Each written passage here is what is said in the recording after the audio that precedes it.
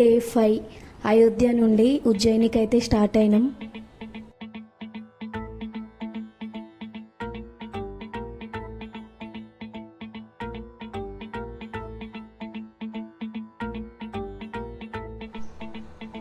ఉజ్జయినికి అయితే రీచ్ అయిపోయాం.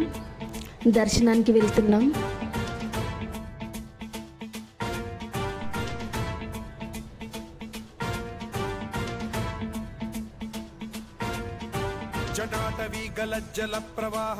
ఉజ్జయిని మధ్యప్రదేశ్లోని క్షిప్రా నది ఒడ్డున ఉంది. మన భూమి మీద అత్యంత శక్తివంతమైన 12 లింగాలు ఉన్నాయి. మనకు ఈ లింగాలు ద్వాదశ జ్యోతిలింగాలుగా తెలుసు.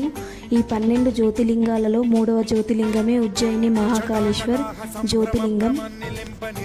ఉజ్జయిని సప్తమోషదాయక పట్టణాలలో ఒకటి. మంత్రశక్తి వల్ల ఉద్భవించిన ఏకైక స్వయంభూ జ్యోతిలింగం ఇది. ఉజ్జయిని నగరంలో 7 సాగర తీర్థాలు, 30 శివలింగాలు, అష్టభైరవులు, ఏకాదశ రుద్రులు, వందలాది దేవతా మందిరాలు, జలకుండం ఉన్నాయి. ఆలయ ముఖద్వారం దక్షిణాముఖంగా ఉండడం, ఒకసారి పూజించిన బిల్వపత్రంతోనే కాళేశ్వరుణ్ణి అర్పించడం, గర్భగుడిలో శ్రీచక్ర యంత్రం తిరగవేసి ఉండడం ఈ క్షేత్రానికి ఉన్న ప్రత్యేకత.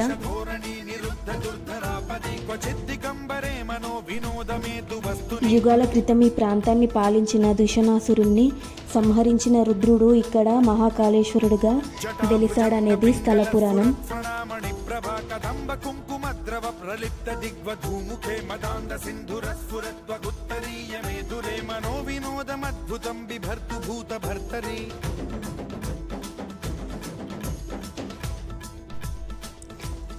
టెంపుల్ సరౌండింగ్స్లో అయితే ఇలా విగ్రహాలు చాలా బాగున్నాయి.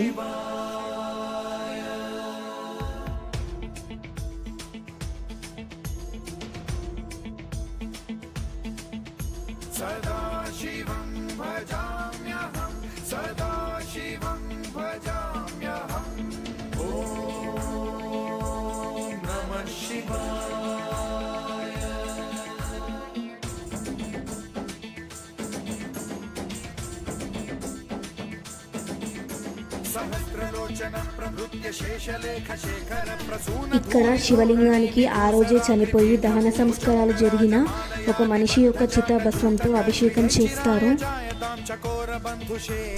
ఉజ్జయినిలో చితాభస్మంతో అభిషేకం ప్రతిరోజు చేస్తారు. కానీ ఒకరోజు శ్మశానంలో ఏ శవం లేకపోవడం కారణంగా పూజారి తన సొంత కొడుకును బలి ఇచ్చి అతని చితాభస్మంతో హారతి ఇచ్చాడు.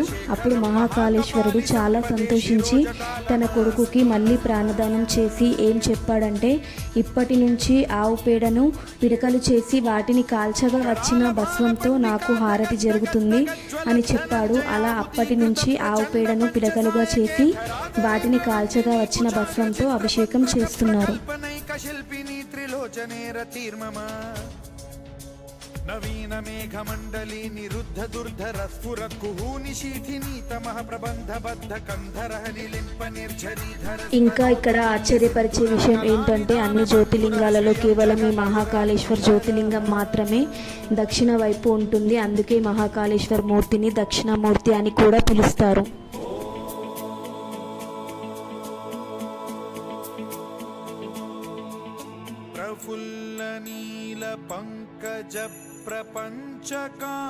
ఉజ్జయినిలో కాలభైరవుడికి మద్యాన్ని నైవేద్యంగా పెడతారు.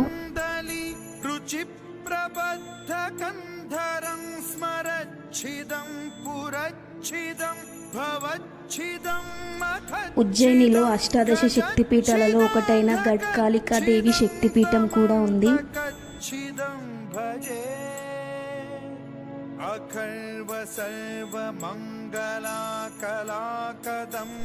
ఇక్కడున్న క్షిప్రా నది అమృతంతో సమానం. ఇక్కడ 12 సంవత్సరాలకి ఒకసారి పుష్కరాలు జరుగుతాయి.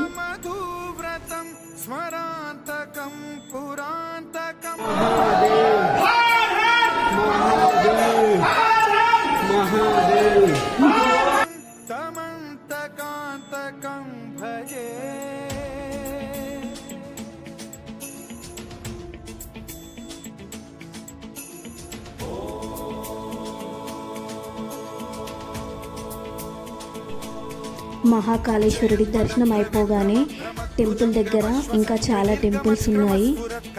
भाल हव्यवाढ्यमिद्धिमिद्धिमिध्वनन् मृदङ्ग तुङ्ग मङ्गलध्वनि क्रम प्रवर्तित प्रचण्ड ताण्डवः शिवा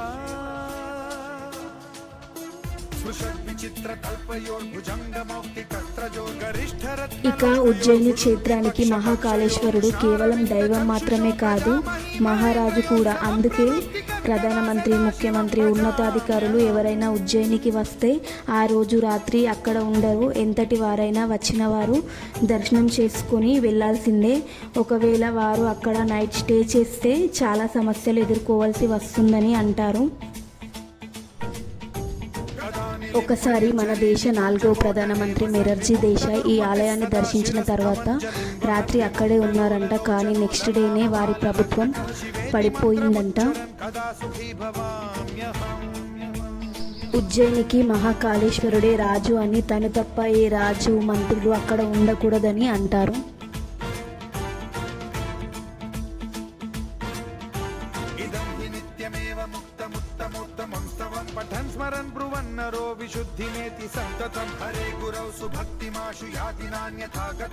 ఇక్కడ భరతమాత టెంపుల్ కూడా ఉంది.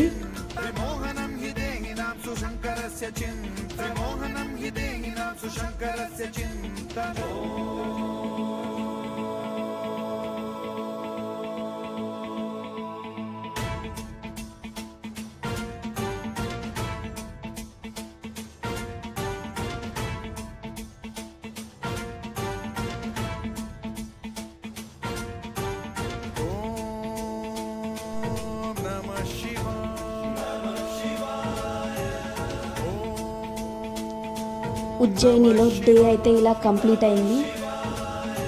ఈ వీడియో నచ్చినట్లయితే లైక్ చేయండి, షేర్ చేయండి, అలాగే సబ్స్క్రైబ్ కూడా చేసుకోండి.